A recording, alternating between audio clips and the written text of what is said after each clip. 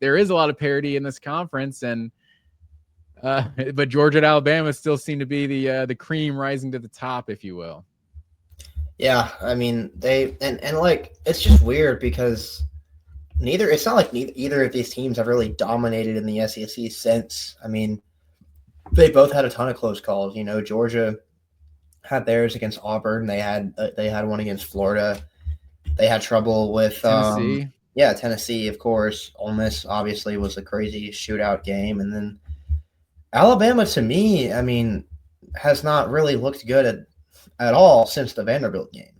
I mean, I guess they shredded a really bad Tennessee defense, but aside from that, I mean, they have really struggled in just about every single game that they've played. So, but both of these teams I'm not going to say they limped their way into there because, you know, Georgia started playing a lot better the second half of the regular season, albeit the Tech game was a bit of a rough showing. Like, I don't know, man. It's weird because you think back to that game in September that Georgia played Alabama, and you know Ty Simpson was picking up all these third downs, and he was looking automatic. And then after the game, it was like, oh my God, Ty Simpson's the Heisman winner and everything. But since then, I think Bama's had a lot more questions than answers on the offensive side of the ball. They haven't been able to run the ball.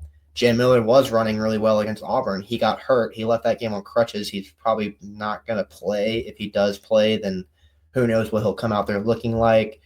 I know they had somebody else get injured in that game too. It was they had a tight end get injured, right? Who Sure.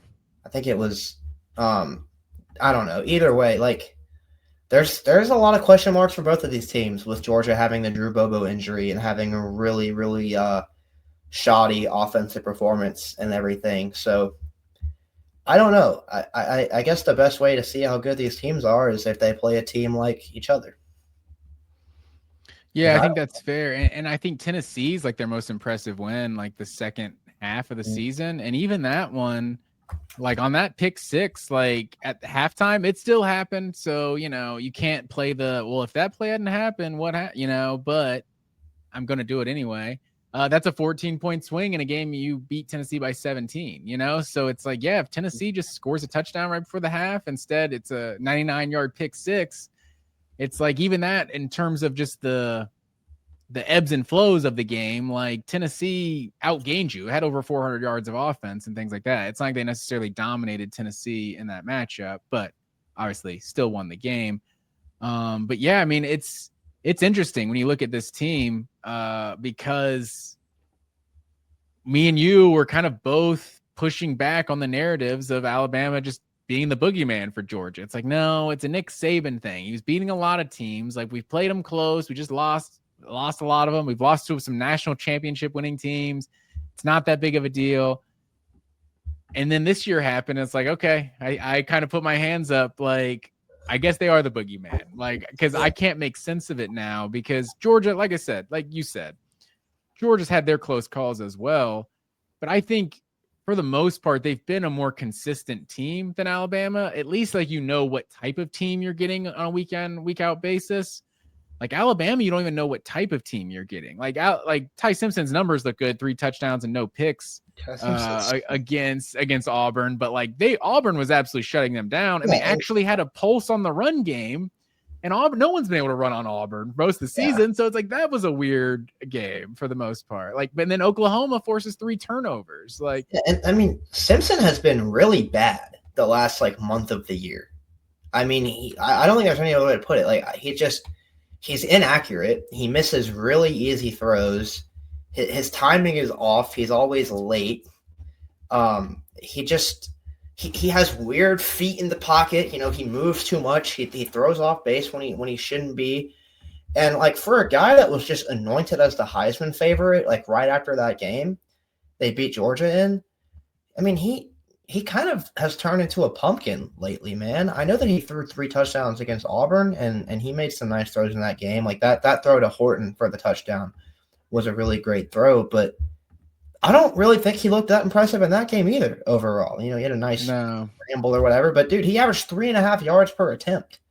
He has His not been good. scrambling was the most impressive part of his And performance he's against slow. Auburn. He's not even a good, like, I don't think he's I going don't to know, man. He's carry agile. over. He doesn't look like a very good athlete.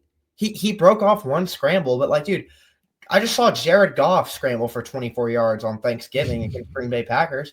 I'm not going to sit here and say Jared Goff's a good scrambler because of that. Like, I just think he got lucky on a play. Like, he doesn't look that impressive to me. And maybe these are probably just going to be famous last words. You know, he's going to pick up 13 third downs against Georgia, and I'm going to be sitting here on Saturday night talking about, well, I was wrong. But, you know, I don't know, man. I guess I don't see it with Simpson. He's been playing pretty poorly lately, and Georgia's pass rush could not get off the field last time these two teams played. That the infamous number that you know I wake up in cold sweats thinking about is 13 of 19 on third down.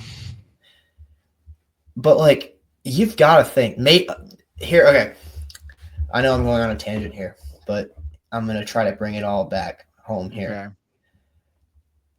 There's two ways that you can look at that Georgia-Alabama loss. They made so many mistakes. I think they were the better team. After the 14, they climbed out of that 14-0 hole. I think they were the better team for most of that game. They just had a bunch of super uncharacteristic errors. They had the Taylon Taylor drop. They had the Nate Frazier fumble. They had the third down conversions. They had the 4th and 1 disaster. Which Nate Frazier fumble you can call uncharacteristic to this point because he's held onto the ball well. But I don't interrupt you. Go ahead. And so you can look at that and you can go either, well, those are all really fixable errors that this Georgia team that has played much better over the second half of the year is not going to repeat. Or you can look at that and say, look, the only team they're making those kinds of mistakes against is Alabama.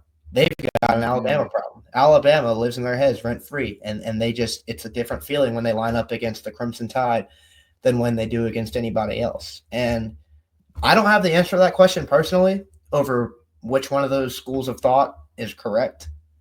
But I kind of err more on the side of like, there's no way that Georgia is going to have that many self-inflicted errors again. And if they do, man, I mean, more power to Alabama. I guess they're just never going to beat them. I guess they just are always going to forget how to play football against the Crimson Tide. But I just think that the way that this game has trended lately and with how much Georgia kind of brought that loss upon itself in September and how unimpressive Alabama has looked offensively, I can kind of see a scenario where Georgia plays a better game than them again and comes out on top.